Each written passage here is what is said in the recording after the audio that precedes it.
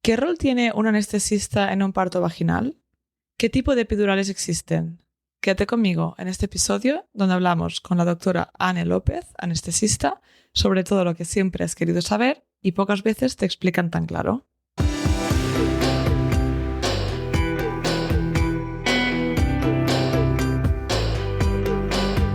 Soy Paula Ripoll, autora del libro Dar a luz con hipnoparto y fundadora de My Baby, My Birth. He ayudado a miles de mamás y sus acompañantes a tener una experiencia positiva y empoderada de parto, con nuestro curso de hipnoparto online y nuestra app gratuita ONA. Mi misión es que consigas tener tu mejor parto ganando conocimiento para entender tus opciones y con herramientas para vivir tu embarazo y parto desde la calma. Hola, bienvenidos al podcast Tu Mejor Parto. Soy Paula, tu anfitriona. Y antes de empezar con el episodio de hoy, quiero dar las gracias a Jules por patrocinar este episodio. Yo usé el carrito Jules Day con mis bebés y fue una maravilla. Cómodo, elegante y sobre todo práctico. Así que me parece una fantasía que esta marca nos acompañe ahora también aquí en el podcast. Escoger el cochecito de tu bebé hace mucha ilusión. Jules crea cochecitos pensando en la realidad de la crianza. Preciosa, sí, pero también caótica a veces. Por eso diseñan cochecitos que se adaptan a tu ritmo, para ayudarte a mantener el equilibrio y sentir que sí, tú puedes con esto. Tienen opciones para cada necesidad. El Jules Air 2, que es tan ligero y fácil de plegar que puedes hacerlo todo con una sola mano, que ya sabemos lo valiosa que es cada mano libre cuando tienes un bebé. El Jules Hoop 2, compacto y urbano, ideal si te gusta moverte por la ciudad sin renunciar al estilo. El Jules Day 5, que es personalizable y elegante. O el Jules Geo 3, resistente y perfecto para cualquier terreno o para familias con más de un peque. Y algo que me encanta es que todos sus productos están diseñados con un enfoque sostenible y funcional, para acompañarte en este caos maravilloso que es criar. Así que si estás buscando un cochecito bonito, práctico y que te haga la vida un poco más fácil, échale un ojo a Jules. Dirígete a jules.com para darle un vistazo a todos los modelos que ofrecen y te dejo también el enlace en la descripción del episodio. Gracias Jules por apoyar este espacio y a todas las familias que están preparando su mejor parto y su mejor crianza. Hoy vengo a hablarte de un sorteo y es que ya sabes cómo son de importantes las reseñas en este mundo digital en el que vivimos. Entonces te voy a hacer una propuesta y te voy a dar algo a cambio. Si estás disfrutando de la app ONA o la has disfrutado ya durante tu embarazo o incluso en el posparto y me das una reseña positiva con un comentario, que puede ser larguito o cortito, no importa, en App Store o Play Store, entre el miércoles 11 de junio y el viernes 11 de julio de 2025 puedes ganar una asesoría de 1 hora conmigo donde podemos hablar de lo que quieras. Puede ser una sesión de empoderamiento rápido, un repaso de las técnicas de hipnoparto, una asesoría para preparar tu plan de parto o para preparar a tu pareja, lo que tú quieras. Incluso si has tenido tu bebé o eres profesional, pues seguro que esta hora te va a ir genial. Estas sesiones están valoradas en 50 euros y hago bien poquitas porque mi disponibilidad no es mucha. Lo único que tienes que hacer para participar es darme la reseña en App Store o Play Store, mandarme el pantallazo a paula@mybabymybirth.com o el medio que te resulte más fácil y esperar a ver si ganas. Anunciaré la ganadora el lunes 14 de julio. Y por cierto, si no tienes la app ONA, te explico brevemente qué es. Es una app donde encontrarás todas las relajaciones de hipnoparto y también es un contador de olas o contracciones para saber cuál es el mejor momento para ir al hospital. También tienes ahí una lista para preparar la maleta para ti, tu bebé y tu pareja. Y tienes otra información como unos PDFs que te pueden ir súper bien para prepararte para el parto. Es gratuita y también hay una opción de suscripción para acceder a todo el contenido. Así que espero que la estés disfrutando si ya la utilizas y si no, a por ello, que tienes un mes para descargártela, ver cómo funciona, disfrutarla y darme la reseña y entrar en el sorteo. ¡Suerte! Por otro lado, quería contarte que ya están abiertas las inscripciones para el próximo curso grupal de hipnoparto. Será el 5 y 6 de julio, un fin de semana intenso, bonito y súper transformador, donde vas a salir con las herramientas, la información y la confianza para vivir tu mejor parto. Y ya hay personas apuntadas, así que si quieres tu plaza, ve y cógela. Es un curso online, en directo, en pareja, con 8 horas de contenido. Además, después tendrás acceso al grupo de WhatsApp con las otras parejas, al grupo de Telegram con todas las mamás que ya han pasado por el curso y al pack digital de hipnoparto para seguir repasando a tu ritmo si quieres. Y si estás pensando, bueno, yo ya me he informado bastante, he escuchado todos tus podcasts, genial, pero muchas veces quien más necesita este curso es tu pareja. Además, que lo repito muchas veces, pero el podcast no es hipnoparto, ¿vale? Aquí doy mucha información, pero no es el curso de hipnoparto. Entonces, tal vez tu pareja tampoco se ha leído mi libro, no tiene ni idea de lo que es un plan de parto, ni qué significa exactamente acompañarte bien ese día. Y eso, tranquila, es más que normal. Este curso es el espacio perfecto para que os alineéis, os informéis juntos y os sintáis con el mismo poder. Te dejo el enlace en la descripción del episodio y si tienes dudas, ya sabes, escríbeme. Venga, a por el episodio. Bienvenidas al episodio 110 del podcast Tu Mejor Parto de My Baby, My Birth. Hoy tenemos con nosotras a la doctora Anne López Montecelo. Bienvenida, Anne, ¿qué tal? Muchas gracias, Paula. Pues con muchas ganas de explicaros todo. Y yo con ganas de escucharte. Ya tuvimos una mini reunión la semana pasada. Eso es. Y la verdad es que creo que va a ser muy interesante lo que nos va a contar Anne hoy. Anne hizo el grado de Medicina en la Universidad del País Vasco y el MIR de Anestesia, Reanimación y Terapia del Dolor en el Hospital Donostia. Desde hace 4 años trabaja como anestesista en el Hospital Regional Universitario de Málaga, realizando las guardias en el área de obstetricia y también ha atendido partos en hospitales privados. Bueno, hoy hemos querido invitar a un anestesista porque, aunque muchas veces el foco del parto está en la matrona o en la ginecóloga, lo cierto es que el papel del anestesista puede ser clave en muchas situaciones. En España, la epidural es la opción más utilizada para aliviar el dolor en el parto. Aproximadamente un 90% de las mujeres la eligen o la acaban recibiendo, a veces incluso sin haberlo planeado. Aunque estoy segura que el porcentaje de las mujeres que escuchan el podcast pues es un porcentaje menor, ¿no?, que utilizan la epidural, pero es eso, que a veces puede ser aunque no esté planeado. Sin embargo, pocas veces se nos explica con claridad qué opciones tenemos, cómo funciona, qué esperar de ellas y cuándo realmente está indicada.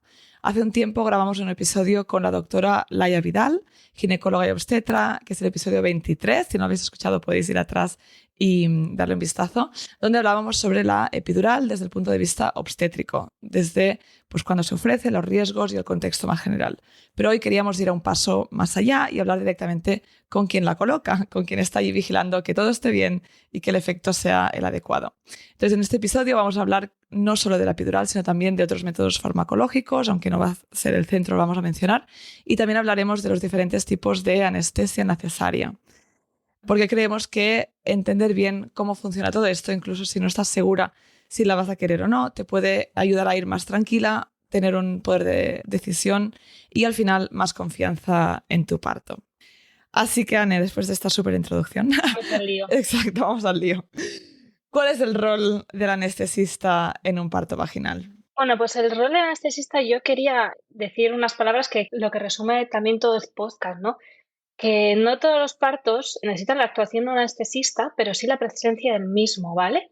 Tanto como si la mujer decide parir en casa con un equipo de matronas, como si lo hace una casa de partos como en un hospital, siempre va a haber un anestesista ahí en la retaguardia esperando por si tiene que entrar en acción, ¿vale? El rol de anestesista en el parto vaginal. Pues mira, es verdad que hay mujeres a las que vemos en consulta preanestésica, sobre todo mujeres de alto riesgo, ¿vale?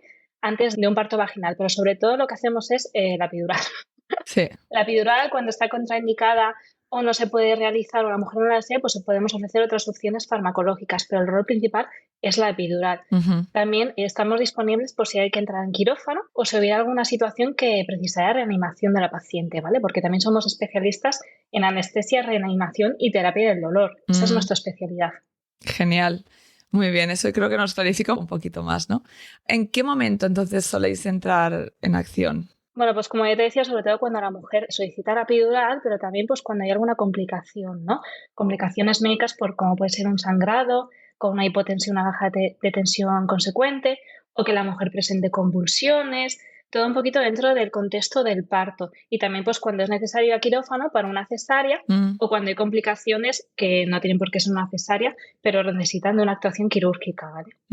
Nosotros nos encargamos del bienestar y seguridad materno-fetal durante todo el parto. Sí, es que eso me pareció muy interesante la semana pasada cuando hablamos, que vosotros como anestesistas tienes una visión más global del cuerpo de la mujer, ¿no? Entonces entiendes más la salud general de la mujer, del cuerpo de la mujer, que no un obstetra que está más focalizado y es especialista en, bueno, pues en los órganos reproductores, en el parto, ¿no? En este evento.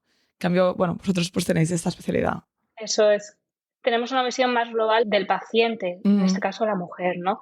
Somos unos conocedores natos de la fisiología humana, de todo el cuerpo humano y también de la farmacología, ¿vale? Conocemos todos los fármacos que podemos utilizar para garantizar la seguridad de la madre y el bienestar tanto de la madre como del feto. Y lo tenemos a nuestra disposición para usarlos cuando sean necesarios. Claro. Entonces, si una mujer tiene, por ejemplo, una cesárea programada, seguramente va a tener una reunión anteriormente, ¿no?, con el anestesista, porque sabes que vas a tener una cesárea, sabes que tú vas a estar presente 100%, o a veces debería, ¿no? ¿Me contaste? Explícanos un poquito más. Sí, no se da en todos los centros, pero es verdad que al final la cesárea es una intervención quirúrgica y como toda intervención quirúrgica programada necesita de un preoperatorio, ¿vale? Un preoperatorio es una consulta con el anestesista en el que el anestesista pues valora a la mujer en su integridad, ¿vale? Le pregunta por las alergias, por si tiene alguna enfermedad médica o relacionada con el embarazo, que puede ser, por ejemplo, la preeclampsia, y también valora lo que es la vía aérea. La vía aérea son todas las estructuras anatómicas de la boca y el cuello que nos predicen si podemos tener problemas para la intubación en caso de que fuera necesaria una anestesia general, ¿vale? Y también preguntamos a la mujer sobre intervenciones quirúrgicas previas y si han tenido problemas con la anestesia, ¿vale? Y de toda esta consulta, pues al final damos a la mujer un riesgo anestésico y la mujer tiene también capacidad de preguntar y aclarar sus dudas.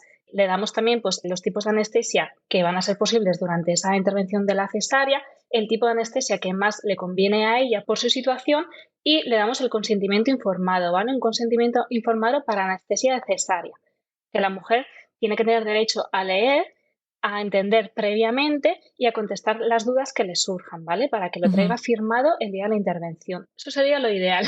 Claro, claro, es que al final un consentimiento informado es eso, ¿no? No es firmar un papel, sino que realmente entenderlo, poder hacer preguntas, que puedas realmente no solo leerlo, sino que entiendas bien lo que estás firmando y lo que va a suceder, porque si no, no es un consentimiento informado real. Que entienda el proceso, los riesgos, beneficios que hay de cada técnica, sobre todo cuál es la técnica anestésica que el anestesista le da como preferente para su caso, ¿vale? Teniendo en cuenta su caso en particular y las condiciones, ¿vale? Que la mujer también tenga derecho a preguntar y a entenderlo, ¿vale? Que sea una decisión que la tome de manera informada. Y ahora me surge una pregunta. ¿El tipo de anestesia que se da entonces lo decides tú junto con la mamá o también el obstetra tiene su opinión de qué es lo que preferiría? Bueno, es verdad que siempre intentamos trabajar en equipo, ¿no? El obstetra también pues tiene sus preferencias, pero al final la técnica anestésica es decisión del anestesista, siempre consensuándola con la mujer, ¿vale? Nosotros no podemos realizar ninguna técnica anestésica sin el consentimiento de la mujer, ¿vale? La mujer tiene que darnos su ok, digamos, ¿no? Entonces, pues al final, si tú le explicas una técnica anestésica a la mujer, por ejemplo, una cesárea electiva programada que digamos que tiene que ser con anestesia general y a la madre le da miedo, pues tú le explicas lo necesario de ese tipo de anestesia y normalmente con una explicación y un entendimiento la mujer suele estar de acuerdo y no suele haber problemas, ¿vale? Y eso es raro también, ¿no? Lo de la anestesia general es algo, no pasa muy a menudo. Es raro, pero bueno, hay casos en los que se tiene que dar y claro, la mujer pues entiende que la mayoría de las cesáreas se dan con anestesia espinal o raquídea y me dice, ¿y por qué a mí no se me puede dar ese tipo de anestesia? Y claro, pues al final con una explicación todos llegamos a un entendimiento. Totalmente.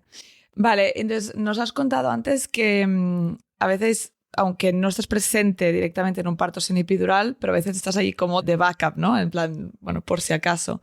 Entonces, ¿cuándo participáis? ¿Qué ocasiones participarías en un parto que es sin epidural? En los partos sin epidural, pues en los casos que hubiera complicaciones o los que hubiera que ir a quirófano, ¿vale? Si hubiera que realizar una cesárea, después del parto si hubiera problemas de sangrado y hubiera que realizarse una revisión o hubiera desgarros que coser en quirófano o también pues en caso de eso de complicaciones médicas. Incluso hay atonías uterinas y sangrados que se pueden manejar en paritorio mismo, pero normalmente nos suelen llamar para un poco de refuerzo, ¿no? Para un trabajo multidisciplinar en el que todos estamos integrados. O en el caso de una eclampsia que la mujer convulsiona, pues los primeros cuidados van a ser siempre en el paritorio, aunque probablemente luego acabe en cesárea, pero bueno, siempre trabajamos en equipo, ¿vale? Muy bien, qué interesante. Vale, entonces, dicho un poco esto, ¿qué información crees que es clave que las mujeres sepan sobre el anestesista de vuestro rol? Bueno, pues yo creo que es verdad que el trabajo del anestesista en el parto siempre ha sido como muy desconocido, ¿no? Siempre está la matrona como la primera figura, el ginecólogo también en la retaguardia, pero quizás el papel de anestesista es desconocido y tienen que saber la población pues que también formamos parte del equipo y que estamos ahí para garantizar su seguridad y para ayudarles en todo lo que sea posible, ¿vale? También en conjunto con los neonatólogos, que los tenemos ahí también. Sí. Y eso es un poco el mensaje, ¿no? Dar a conocer nuestro papel. Sí, porque es verdad, porque a veces no hay personas que incluso dicen, no puedo tener una epidural en casa. No. Porque a veces piensan, ¿no?, que una matrona o que el mismo obstetra es el que te aplica la anestesia o la analgesia epidural. Y no es así, ¿no? Pero por lo que dices tú, que a veces se desconoce vuestro rol en un parto, vuestra responsabilidad y lo que hacéis, ¿no? Y el papel que tenemos, sí. Sí, vuestro papel. Vale, entonces, aparte de la epidural, has dicho que también ofrecéis otras opciones. ¿Qué otras opciones farmacológicas ofrecéis durante un parto? Vale, pues la más conocida es el óxido nitroso, ¿vale? Eso lo pueden ofrecer las matronas incluso en partos en casa y en casas de partos también se da, ¿vale? Sí. Es una bombona que tiene una mezcla de oxígeno y óxido nitroso al 50-50 y el óxido nitroso es un gas muy volátil, ¿vale? Eso quiere decir que tiene un inicio de acción rápido y una eliminación también muy rápida, por lo que la mujer va a insuflar a través de la boquilla cuando ella nota que viene la contracción, ¿vale? Y durante la misma, en el momento que se pasa la contracción, la mujer ya empieza a respirar el aire ambiente y el efecto se pasa. Eso crea una sensación de ansiolisis, de que te quita mucho la ansiedad y produce un efecto de alivio del dolor de leve a moderado, ¿vale? Es una ayuda. Hay mujeres que le va muy bien, hay mujeres que lo prueban y dicen, joder, qué mareo, qué ganas de vomitar, no quiero. Es muy mujer dependiente. Sí. Yo animo a todas las que lo tienen en mente que lo prueben porque nunca sabemos si puede ser de gran ayuda o quizás, pues bueno, Sí. lo tienen que dejar. Pero es una opción que siempre está ahí. Y lo bueno es que aunque no te gusta, que el efecto no dura mucho, ¿no? O sea, que se te va después de unos minutitos. Eso es, se elimina muy rápido, entonces pues realmente en menos de 5 minutos toda la sensación de mareo y náuseas que tienen pues se ha eliminado por completo y se pueden empezar a buscar otras opciones, ¿vale? Luego, aparte de los óxido nitroso, tenemos los opioides, ¿vale? Quizás la más conocida es la meperidina, que es también la dolantina o la peteína, que se administra de forma intramuscular. Sobre todo esto lo usaría yo para pródromos del parto. Puede producir somnolencia en la mujer, náuseas, y es verdad que pasa por la placenta al feto, ¿vale?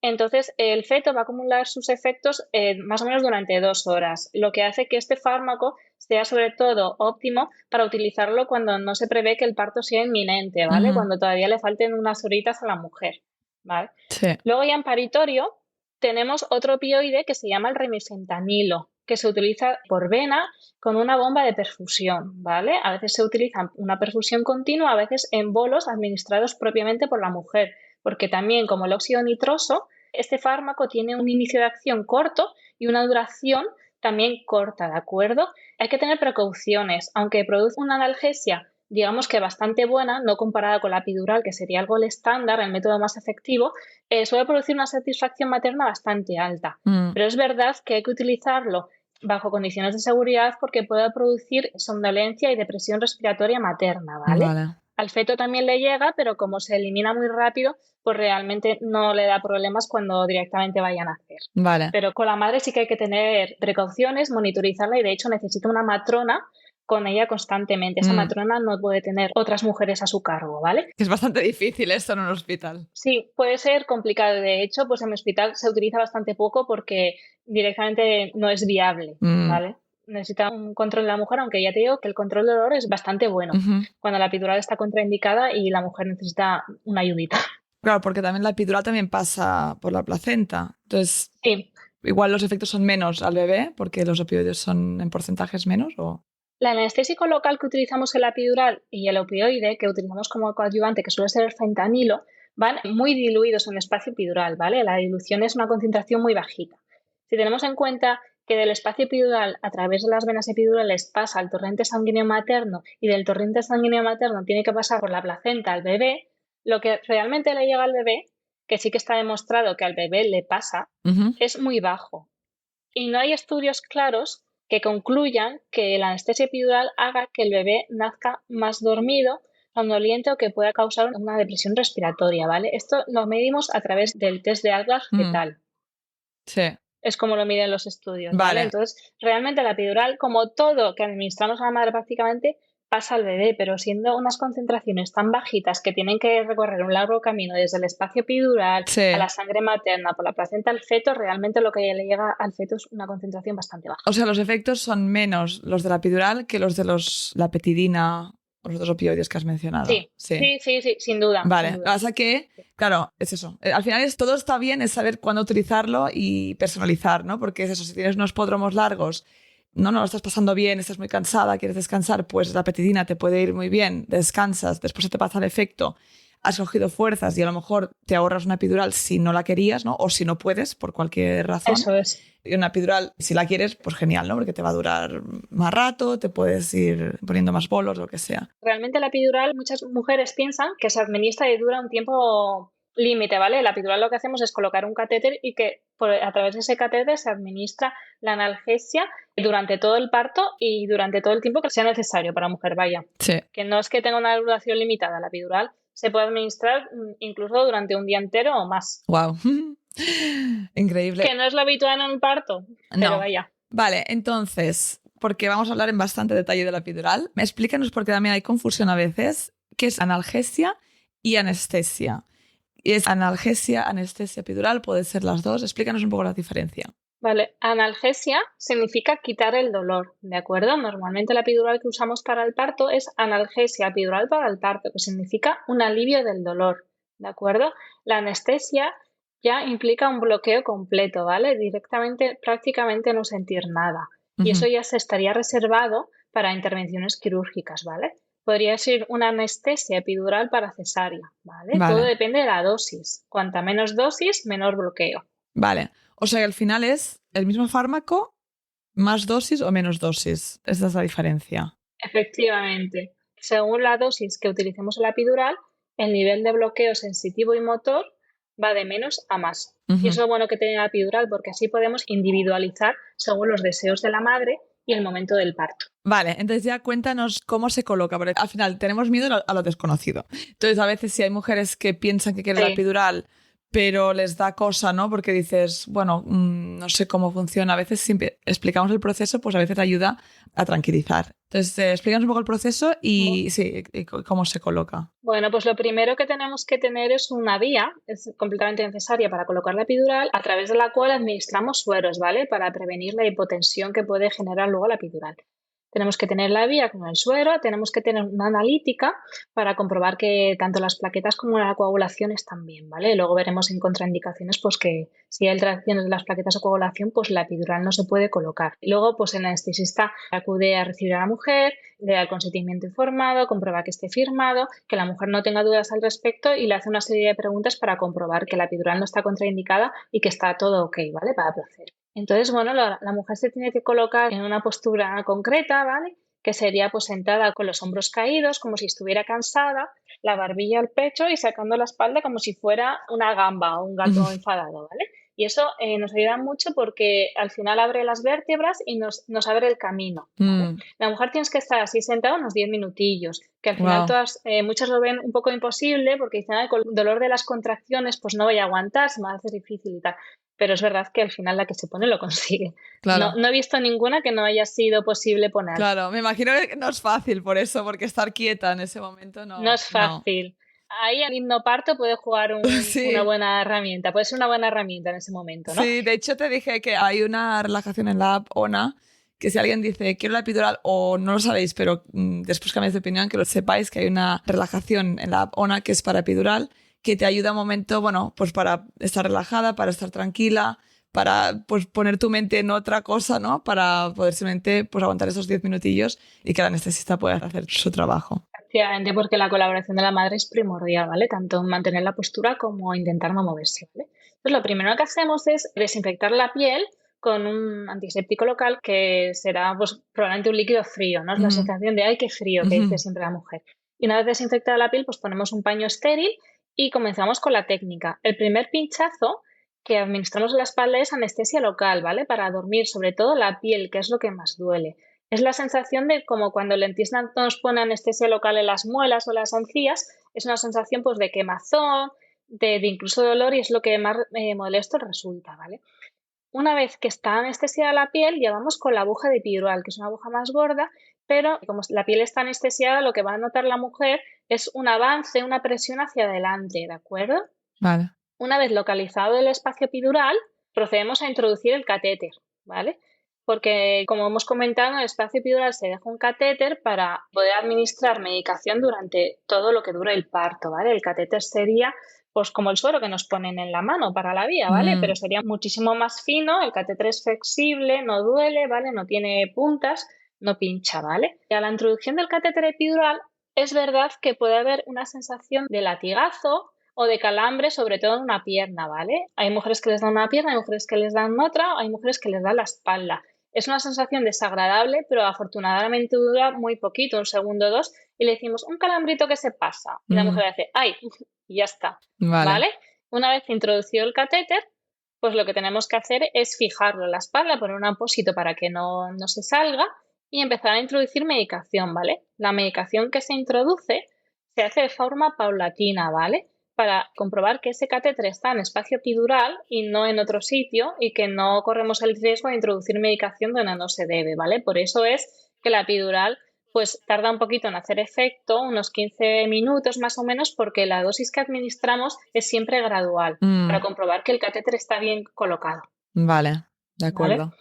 Ahí es importante también controlar, pues la mujer obviamente va a estar monitorizada de forma continua, controlar la frecuencia cardíaca fetal y la tensión materna, ¿vale? Para que no haya alteraciones. Pero es verdad que una epidural, cuando se administra de forma paulatina, con una dosis progresiva, poquito a poco, las alteraciones en la tensión materna y en el feto vienen a ser muy, muy bajas, ¿vale? Vale. Eso es importante. Sí, y entonces una vez colocada, una vez administrada el papel del anestesista, continúas estando allí hasta que le haya hecho efecto, entonces te vas y ella no se queda con el catéter puesto. ¿Cómo evoluciona a partir de aquí? Bueno, pues como yo digo, la dosis que ponemos va siendo fraccionada y la matrona o la enfermera epidural le va tomando la tensión y va controlando que no haya ningún cambio. Nosotros nos quedamos una media horita para ver que el efecto analgésico, que el alivio del dolor es óptimo, que es satisfactorio y vemos que sobre todo que no le baja la tensión y que no hay alteraciones en el feto.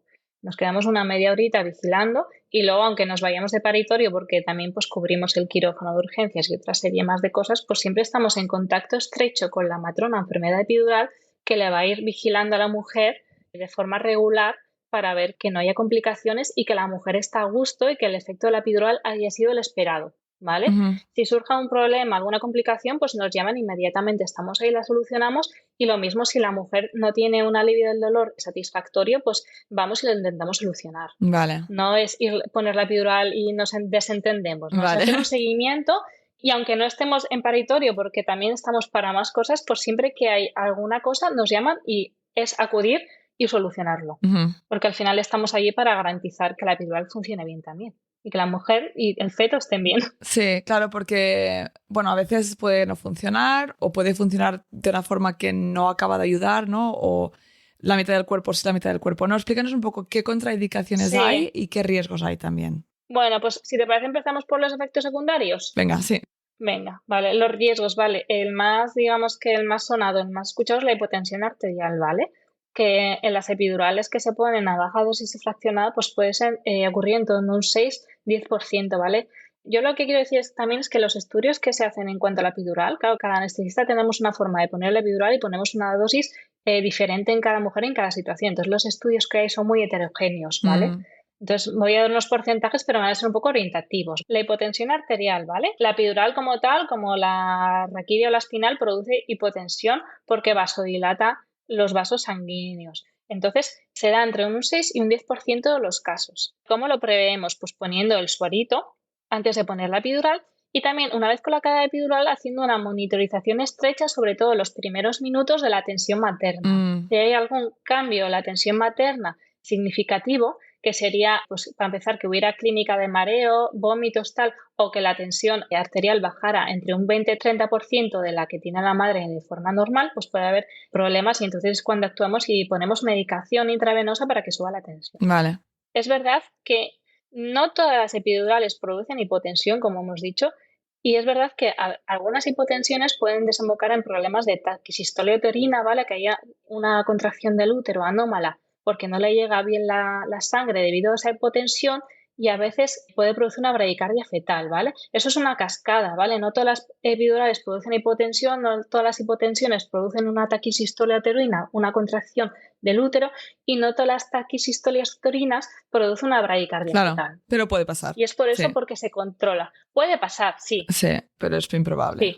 No todas las hipotensiones producen una taquisistolia uterina, una contracción del útero, y no todas las taquisistolias uterinas provocan una bradicardia fetal, ¿vale? Que puede ocurrir y puede terminar en cesárea urgente. Pero es verdad que las bradicardias fetales, cuando se dan en ese contexto, pues se tratan poniendo a la mujer de lado, poniéndole suero, poniéndole fármacos para que suban la tensión materna y fármacos también para relajar el útero. Y la mayoría de los casos se suelen resolver, no producen una alteración significativa en el parto, pero sí que es verdad que puede producirse y puede terminar en cesárea emergente. Yo no lo he visto nunca, pero puede ocurrir, vaya. El caso es administrar siempre la dosis inicial de la epidural. Si la administras de forma lenta y de forma gradual, las hipotensiones se previenen mucho, ¿vale? No suelen realizar una hipotensión significativa. Anne, y hay muchas mujeres que hablan mucho del picor que les dio la epidural. ¿Qué nos puedes contar sobre esto? Sí, eso es. El picor, ¿vale? Porque utilizamos opioides como coadyuvantes en la epidural y pueden producir picor. Entre el 4 y el 8% de las epidurales va a producir picor y el tratamiento sería pues retirar el opioide de la epidural, poner otra bolsa, otra perfusión que no contenga opioide y poner un antagonista del opioide por vena, ¿vale? Y eso resuelve picor materno. Vale, entonces ponemos otro fármaco. Y cuéntanos, ¿qué otros efectos secundarios habría? Mira, el tercer efecto secundario que puede presentar la epidural es fiebre, ¿vale? Que se da sobre todo en partos prolongados y se cree que es un mecanismo de inmunomediación, ¿vale? La epidural puede provocar que suban ciertas citoquinas proinflamatorias que puedan producir fiebre. Esta fiebre es indistinguible de la fiebre producida por infección, ¿vale? Lo que sí que puede llegar a confusión en algunos partos. Se ve que en partos prolongados el 20% de las pacientes, de las mujeres que tienen la epidural, acaban desarrollando fiebre y el 5% de las mujeres que no tienen la epidural desarrollan fiebre, lo que se ve que, claro, con la epidural sí que hay un aumento de la temperatura, sobre todo cuando ya lleva un buen tiempo de parto. Siguiente efecto secundario, el dolor de cabeza después de la epidural, que nosotros le llamábamos cefalea postpunción. Bueno, pues este dolor de cabeza se produce pues porque con la aguja de epidural o con el catéter epidural se rasga la dura madre, que es una capa de la médula que está más adyacente al sistema nervioso central, y por ese agujerito va saliendo el líquido cefalorraquídeo, ¿vale? Lo que produce que tanto el cerebro como el sistema nervioso no tenga ese líquido de sostén y produzcan dolor de cabeza. Vale. Ese dolor de cabeza puede ser frontal o occipital y aparece cuando la mujer se sienta o se levanta y desaparece al tumbarse, ¿vale? No hay que confundirlo pues con las migrañas habituales que pueda tener una mujer o con una cefalea tensional, que es el dolor de cabeza que aparece en situaciones de estrés. Y siempre que aparezca un dolor de cabeza después de una técnica anestésica como la epidural o la espinal, pues hay que hacer una interconsulta anestesista para que vayamos a valorar a la paciente, le pongamos el tratamiento adecuado y en la gran mayoría de los casos, a los días, a la semana o 2 semanas, pues ese dolor se remite sin secuelas, ¿vale? Hay un porcentaje muy pequeño que sí que puede dar alguna secuela neurológica, pero es muy infrecuente. Vale. ¿Y normalmente cuándo aparece ese dolor de cabeza? Pues aparece entre las 12 y 24 horas después de realizar la punción, ¿vale? Necesita un tiempo que ese líquido vaya perdiéndose, porque en el primer momento que tú le das el picotazo y empieza a perder líquido no tiene relevancia clínica, pero cuando ya se pierde una cantidad, pues empiezan a aparecer los síntomas. Vale, ok. ¿Qué más? Más dificultad para orinar, ¿vale? Y necesidad de sondaje. Mm, Eso depende mucho de la dosis administrada, ¿vale? Si utilizamos una epidural a bajas dosis, que sería lo ideal, una epidural a bajas dosis que te permita moverte a pesar de tener un control del dolor. Con esa epidural, pues probablemente la mujer sea capaz de orinar. Si la mujer no puede orinar porque no controla la vejiga, lo que se le hace es un sondaje intermitente. De vez en cuando se le pone una sondita a la vejiga, se evacúa el pipí y se retira la sonda. No se deja un sondaje permanente. vale. Siguiente efecto secundario, el sexto ya, fallo analgésico, que no consigamos una analgesia, un alivio del dolor que esperamos. Esto se produce más o menos en el 10% de los casos, pero es verdad que los estudios son muy heterogéneos y dentro del fallo analgésico inicial también pues incluyen que haya una punción dural advertida o que el catéter en primera instancia se introduzca dentro de un vaso, aunque luego se retire y se corrija. Estas pacientes lo que pueden tener pues es que la epidural no les haga nada de efecto o que les haga un poco de efecto, pero que les haga efecto, se les duerma una pierna y la otra no, o que les queden, digamos, lo que nosotros llamamos parches, ¿no? Pues, por ejemplo, un punto en la ingle que les duele un montón y todo lo demás está, digamos, que dormido. Estos fallos anestésicos, pues hay que solucionarlos, por eso los anestesistas estamos pendientes y podemos realizar diversas maniobras y truquillos que tenemos para solucionarlos, o al final siempre cabe la posibilidad de retirar ese catéter y volver a pinchar a la mujer. Eso es muy interesante lo que dices porque, de hecho, en el podcast creo que hay algún relato de alguna mujer que explica su experiencia y que no se corrigió, ¿no? Que hubo un fallo que lo notaba, que le dolía o que en un parto anterior había un fallo así y por eso en un segundo parto no quieren la epidural porque lo recuerdan como, pues peor, ¿no? Que si tú te esperas que eso te va a calmar y en cambio el dolor está como todo concentrado en un punto, ¿no? Pues a veces Sí, puedes llevar peor que no si vas concienciada y decir, venga, lo puedo llevar, ¿no? Pues va a ser intensa la cosa, pero tengo herramientas para llevarlo. Pero saben sí, que días que se puede corregir, porque a veces hay mujeres o no se les ofrece, o igual no saben que se puede, entonces tampoco lo piden, ¿no? Igual no lo claro. comunican, o sea, puede ser por parte de los dos, del hospital y de la mamá. Efectivamente, tanto la mujer tiene que solicitar que le revise un anestesista como la matrona enfermera que esté a cargo de la mujer, pues tiene que llamar al anestesista. Muchas veces nosotros, pues porque estamos ocupados en otras cosas Claro. o por el motivo que sea, no nos enteramos y no podemos corregirlo, porque es verdad, si una epidural está en seguimiento continuo por el anestesista, al final el 98% de las pacientes refieren que ha sido satisfactoria y el control del dolor ha sido bueno, pero es verdad que tenemos que estar pendientes y arreglar los problemas que se vayan ocasionando. Sí, genial, pues yo creo que sí que está bien saberlo. Sí, bueno, y luego tenemos otros efectos secundarios que son más infrecuentes, pero es verdad que se pueden dar. Por ejemplo, que hay un coágulo, que se crea un coágulo en el espacio epidural, ¿vale? Normalmente se suelen dar en contexto de pacientes con alteraciones de la coagulación, con plaquetas bajas o que han usado parina. Es muy raro, uno entre 150.000, ¿vale? Infecciones. Infecciones que pueden ser una meningitis o un absceso epidural, que todavía es más raro, ¿vale? Una bola de pus, digamos, al lado del espacio epidural, que suele ser pues porque el anestesista nos ha puesto una mascarilla y han pasado los gérmenes de la nasofaringe, por eso siempre, siempre nos ponemos mascarilla y así lo evitamos, o porque la mujer tenga una infección subyacente y los gérmenes pasen al espacio epidural y se cree, digamos, esa bola de pus o la meningitis. Uno entre 300.000. Daño neurológico, la famosa paraplegia por la epidural. Ujú. Extremadamente rara, ¿vale? El daño neurológico, de hecho, es más común por causas del parto o por causa obstétrica, ¿vale? Por casos instrumentales, posiciones de litotomía prolongada, eso sí que producen daños neurológicos más frecuentemente. El daño neurológico producido por la epidural o por una técnica anestésica es de 1 entre 35.000, ¿vale? Y la mayoría son síntomas neurológicos transitorios, unos hormigueos o un dolor en las piernas que desaparecen en las primeras 24 o 48 horas tras el parto. Una paraplegia por la epidural es muy raro. Vale. Yo no conozco. Puede pasar, ¿eh? O sea, al que anda le pasa. En la vida somos susceptibles a que nos pase de todo, pero yo nunca he visto a nadie. ¿Vale? Yo lo que le digo a la gente, ¿tú conoces a alguna persona que se haya quedado parapléjica por la epidural? Y me suelen responder, ah, pues mira, no. ¿Conoces a alguien que haya tenido un accidente de coche o tal? Y me dice, ah, pues que sí, claro. Después Sí, digo, sí. mira, pues, No, claro, que es ¿vale? muy improbable, sí, que está bien, tenemos que saberlo, que es una posibilidad, pero que es muy improbable.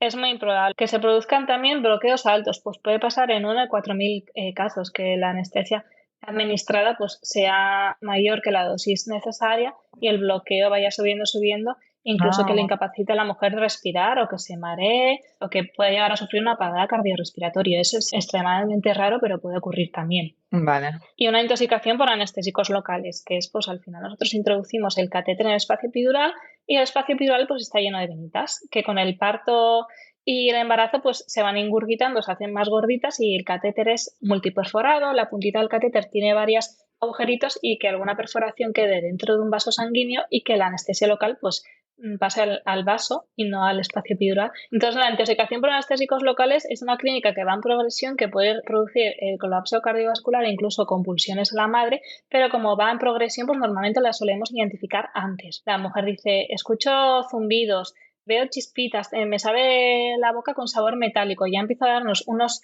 síntomas, lo que nosotros detectamos y paramos inmediatamente la perfusión epidural para que no llegue a más. Y también tenemos un antídoto para lo mismo. Vale. Bueno, qué interesante todo este tema que nos cuenta Anne sobre la epidural desde el punto de vista de una anestesista. Finalmente decidimos hacer que esta entrevista fueran 2 episodios porque había tanta información valiosa que duró un montón. Así que me despido hoy de vosotras y seguimos en el siguiente episodio que saldrá la semana que viene, donde vamos a hablar sobre la epidural necesaria, sobre los riesgos, los beneficios, sobre el tema de comer en el parto, sobre algunas restricciones donde no se puede poner la epidural y mucho más. Así que hasta la semana que viene. Un abrazo. Si te ha gustado este podcast, dale al seguir, valora y escribe una reseña. Y comparte en tus redes sociales para que este podcast llegue a más mamás y familias. Puedes seguirme en Instagram, @mybabymybirth. Y recuerda descargarte la app ONA de forma gratuita en App Store y Play Store, donde encontrarás las relajaciones de hipnoparto junto con un contador de contracciones u olas. Y si quieres profundizar en los temas que hablamos en el podcast, puedes adquirir nuestro pack digital de hipnoparto para conseguir tu mejor parto. Te veo la semana que viene.